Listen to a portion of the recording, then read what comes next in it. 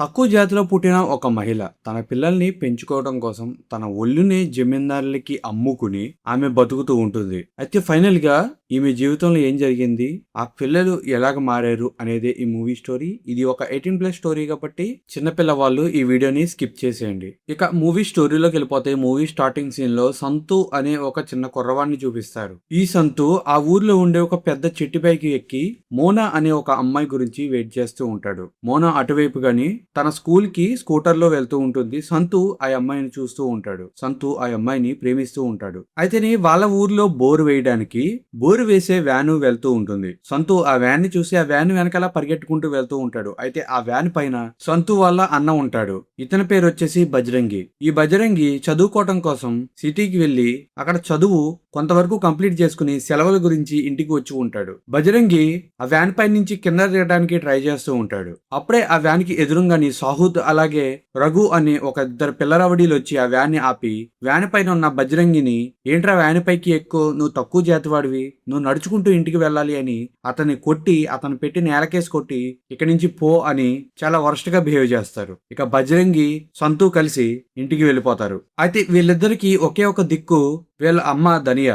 ఈమె తన కొడుకుల్ని చదివించి పై స్థాయిలో చూడాలి అని ఎంతో ట్రై చేస్తూ ఉంటుంది. ఒకవైపు పందిల్ని పెంచుతూ ఏం పని ఉన్నా గానీ కాదు అనకుండా ఆ ఊర్లో ఉన్న వాళ్ళ పనులన్నీ చేస్తూ ఉంటుంది. నెక్స్ట్ సీన్ లోని ఆ ఊర్లోని పెద్ద మనిషి అయిన దవాల్ అనే వ్యక్తిని చూపిస్తారు. ఇతనికి చాలా డబ్బులు ఉంటాయి. ఆ ఊర్లోని చాలా పెద్ద వ్యక్తి. దవాల్ కి చాలా అందమైన భార్య ఉంటుంది. అయినా గానీ దవాలు బయట చూపులే ఎక్కువ చూస్తూ చాలా ఎదవలాగా బిహేవ్ చేస్తూ ఉంటాడు. అయితే దవాల్ కి ఒక అందమైన కూతురు ఉంటుంది. ఈమె పేరు వచ్చేసి మోనా. అయితే ఈ మోనానే సంతు ప్రేమిస్తూ ఉంటాడు. నెక్స్ట్ సీన్ లోని ధనియా ఆ ఊర్లో బోరు వేస్తున్నారు అని తెలుసుకుని ఆ ప్లేస్ కి వెళ్తుంది. అయితే అక్కడ ధనియా ఏదో పని చేస్తూ ఉంటేని వెనక నుంచి రఘు ధనియాని చాలా చెడు దుస్తుని చూస్తూ ఉంటాడు.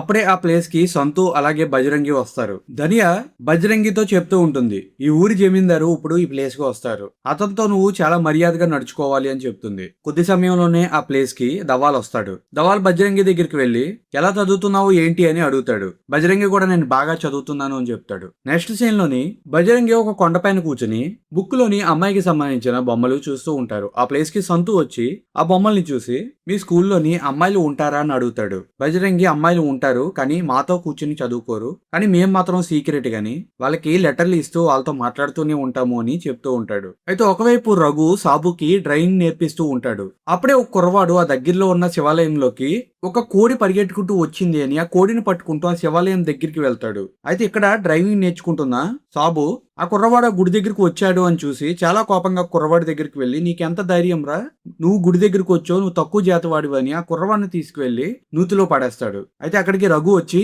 మనం ఇక్కడ ఉండకూడదు అని సాగుని అక్కడి నుంచి తీసుకువెళ్ళిపోతాడు. నెక్స్ట్ దవాల్ దగ్గరికి ఒక గుడ్డి బ్రాహ్మణుడు వెళ్తాడు. ఈ గుడ్డి బ్రాహ్మణుడు దవాల్ దగ్గరే పని చేస్తూ అలాగే ఆ శివాలయాన్ని చూసుకుంటూ ఉంటాడు. ఇతను అంటాడు, శివాలయం దగ్గర ఉన్న బావిలోని ఒక పిల్లవాడు పడి చడిపోయాడు, వాడు తక్కువ జాతివాడు, అందువలన ఆ ప్లేస్ అంతాని అపవిత్రం అయిపోయింది, మనం శుద్ధి చేయాలి అని అంటూ ఉంటాడు. దవాల్ కూడాని సరే అలాగే ఛాన్స్ అవ్వని అంటూ ఉంటాడు. తర్వాత ఈ గుడ్డి బ్రాహ్మణుడిని ఇంటి దగ్గర మోనా దింపేసి వస్తుంది. ఇక ఆ నెక్స్ట్ డే మార్నింగ్ సంతు పందితోని ఆడుకుంటూ ఉంటాడు. అక్కడికి ధనియా వచ్చి, నీకు ఇంకెప్పుడు ఇదే పనిరా, మీ అన్నయ్య దగ్గరికి వెళ్ళి కొద్దిగా చదువుకో అని అంటుంది. ఇంకా సంతు బజరంగి దగ్గరికి వెళ్తే అక్కడ బజరంగి తన టెక్స్ట్ బుక్ లో ఉన్న ఆడవాళ్ళ ప్రైవేట్ పార్ట్ కి సంబంధించిన పారాగ్రాఫ్ ని చదువుతూ ఉంటాడు. సంతు ఆ బుక్ లో ఉన్న ఇమేజెస్ ని చూసి, మీ స్కూల్లోని వీటి గురించి కూడా చెప్తారా అని అడుగుతాడు. బజరంగి వీటి గురించి కూడా ఒక లెసన్ ఉంటుంది అని చెప్తాడు. ఇక నెక్స్ట్ సీన్ లోని సంతు మళ్ళీ చెట్టు ఎక్కి మోనాని చూస్తూ ఉంటాడు. అయితే సంతు మోనాని ఇష్టపడుతున్నారు అన్న విషయం బజరంగికి కూడా తెలుస్తుంది. సీన్ కట్ చేస్తే ఆ రోజు నైట్ దవాల్ ధనియాతోని ఫుల్ గా ఇంటిమేట్ అవుతూ ఉంటాడు. అయితే ధనియా దవాల్తో అంటుంది, సంతు కూడా బాగా చదువుకోవాలి, అతను చదువుకుంటా కూడా నువ్వు నాకు డబ్బులు ఇవ్వు అని అంటుంది. అయితే దవాలు, సంతు ఎందుకు చదువుకుంటాం, ఆల్రెడీ ఒకరిని చదివిస్తున్నాం కదా, వాడిని ఈ ఊర్లోని ఏదైనా పని చేసుకోమని చెప్పు అని అంటూ ఉంటాడు. అయితే ధనియా అలా కుదరదు అని అక్కడి నుంచి వెళ్ళిపోతూ ఉంటేనే దవాలు ధనియాని లాగి, సరే సంతును కూడా చదివిస్తాంలే అని ఆమెతో ఇంటిమేట్ అవుతాడు. నెక్స్ట్ సీన్ లోని దవాల్ ఇంటికి వెళ్తాడు. ఇంట్లో ఉన్న దవాల్ వాళ్ళ భార్య దవాలు ధనియాతో ఇంటిమేట్ అయ్యాడు అన్న విషయం తెలిసి కూడా ఆమె తన హస్బెండ్ ని ఏమీ అనలేక బాధతో అలాగే పడుకుంటుంది. ఇక ఆ తర్వాత రోజు మార్నింగ్ సంతు బజరంగితో అంటూ ఉంటాడు, నేను మోనాకి ఒక లవ్ లెటర్ ని ఇవ్వాలి అని అనుకుంటున్నాను, నాకు రాసి ఇస్తావు అంటేని బజరంగి కూడా సరే అలాగే చేస్తాను అని చెప్తూ ఉంటాడు. ఇక అదే రోజు నైట్ ధనియా గడ్డిని తీస్తూ ఉంటేని ఆ ప్లేస్ కి రఘు వస్తాడు.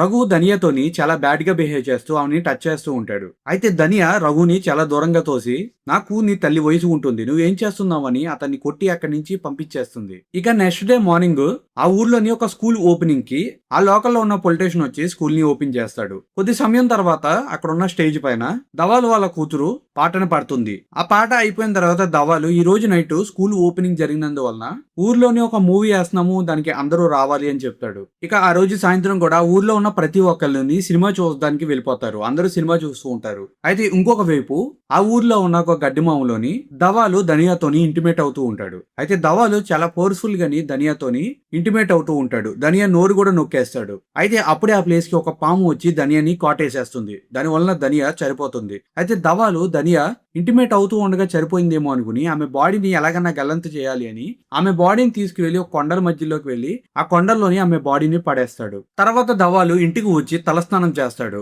అయితే ధవాలు చాలా తేడాగా ఉండటం తన భార్య గమనిస్తూ ఉంటుంది. ఇంకా ఆ రోజు నైటు ధనియా ఇంటికి రాలేదు అని బజరంగి ధనియా గురించి నెతుకుతూ ఉంటాడు. సంతు కూడా మా అమ్మ ఎక్కడికి వెళ్ళిందని సంతు కూడా నెతుకుతూ ఉంటాడు. ఇంకొక వైపు చూసుకుంటే ధవాల్కి జ్వరం వచ్చేస్తుంది. ఆ రోజు నైట్ జరిగిందంతా గుర్తు చేసుకుని అతను భయంతోని జ్వరంలో పడతాడు. డాక్టర్ వచ్చి అతను ఆరోగ్యాన్ని చెక్ చేసి కోలుకుంటాకి కొద్ది రోజులు పడతాయని చెప్తాడు. అయితే ధవాల్ వాళ్ళ భార్య ఎలాగన్నా నా హస్బెండ్ కి తొందరగా నయం అవ్వాలి అని ఆమె ఏకవస్త్రంతోని ఆ ఊర్లో ఉన్న గుడిలోకి వెళ్లి పంతుల్ని కూడా ఆ గుడిలోకి పిలిచి ఒక పూజని చేయించుకుంటుంది. ఇంకా ఆ తర్వాత రోజు మార్నింగ్ ధవాల్ ఆరోగ్యం కొద్దిగా కుదుట అవుతుంది. డాక్టర్ ఇంటికి వచ్చి మొత్తం అంతా చెక్ చేసి ఇంకా బాగా తగ్గాలి అంటే కొన్ని మెడిసిన్స్ కావాలి, నేను రాసి ఇస్తాను, ఒక పేపర్ తండి అని ధవాల్ వారి భార్యని అడుగుతాడు. ఆమె కూడా ఒక పేపర్ ని తెచ్చి ఇస్తుంది. దానిపైన డాక్టర్ మందులు రాసి ధవాల్కి ఇస్తాడు. అయితే ధవాలు ఆ పేపర్ ని తిప్పి చూస్తేని వెనకాల తన కూతురికి ఒక లవ్ లెటర్ రాసి ఉంటుంది. ఆ లవ్ లెటర్ చదివి ధవాల్ కి చాలా కోపం వస్తుంది. తన కూతుర్ని కొట్టి ఒక రూమ్ లో పడేస్తాడు. ఇంకొక వైపు ఏమోని సంతు మళ్ళీ చెట్టు పైకి ఎక్కి నేను లెటర్ ఇచ్చాను కదా, ఆ లెటర్ కి ఎలాంటి రెస్పాన్స్ వస్తుందా అని మోనా గురించి వెయిట్ చేస్తూ ఉంటాడు. ఇంకొక వైపు చూస్తేని ధవాల్ బజరంగి దగ్గరికి వెళ్లి అతన్ని కొడుతూ ఉంటాడు. ఎందుకంటేని ఆ ఊర్లోని అంత బాగా చదువుకున్న వాళ్ళు ఎవరూ లేరు. అయితే లెటర్ రాసి అంత నాలెడ్జ్ ఉన్నది బజరంగికి మాత్రమే. అది తెలుసుకున్న ధవాలు బజరంగిని కొడుతూ నా కూతురికి ఎందుకు లెటర్ రాసావురా అని నిన్ను చంపేస్తాను అని అంటూ ఉంటాడు. ఆ ప్లేస్ లోని షాబు అలాగే రఘు కూడా ఉంటాడు. అయితే బజరంగి నాకేమీ తెలియదండి, నిన్న నైట్ నుంచి మా అమ్మ కనపడతలేదు, నేను అందుకే నెతుకుతున్నాను అని అంటూ ఉంటాడు. కానీ షాబు రఘు కూడా ఏమీ అర్థం చేసుకోకుండాని ఇతన్ని కొడుతూ ఉంటాడు. అందుకు బజరంగి అక్కడి నుంచి పారిపోతూ ఉంటాడు. వీళ్ళిద్దరూ కూడా బజరంగిని తవ్వుతూ ఉంటాడు. అయితే చెట్టు పైన ఉన్న సంతు తన అన్నయ్యని తవ్వుతున్నారు అన్న విషయాన్ని చూసి తన అన్నయ్య వెనకాలే పరిగెట్టుకుంటూ వెళ్లి వీళ్ళిద్దరూ కొడుతూ ఉంటేనే తన అన్నయ్యని కాపాడదామని అనుకుంటూ ఉంటాడు. అయితే వీళ్ళిద్దరూ సంతును కూడా గట్టిగా కొడతాడు. దానితో సంతు చాలా భయపడి అక్కడి నుంచి పారిపోయి రైల్వే ట్రాక్ దగ్గరికి వెళ్లి పరిగెట్టుకుంటూ రైలు ఎక్కి అక్కడి నుంచి పారిపోతాడు. అలాగా సంతు తన ప్రాణాల్ని కాపాడుకుంటారు. ఒకవైపు బజరంగి కూడా ఏమయ్యాడో తెలియదు. ఇలాగా సంతు తన ప్రాణాల్ని కాపాడుకుంటంతో ఈ మూవీ ఎండ్ అయిపోతుంది.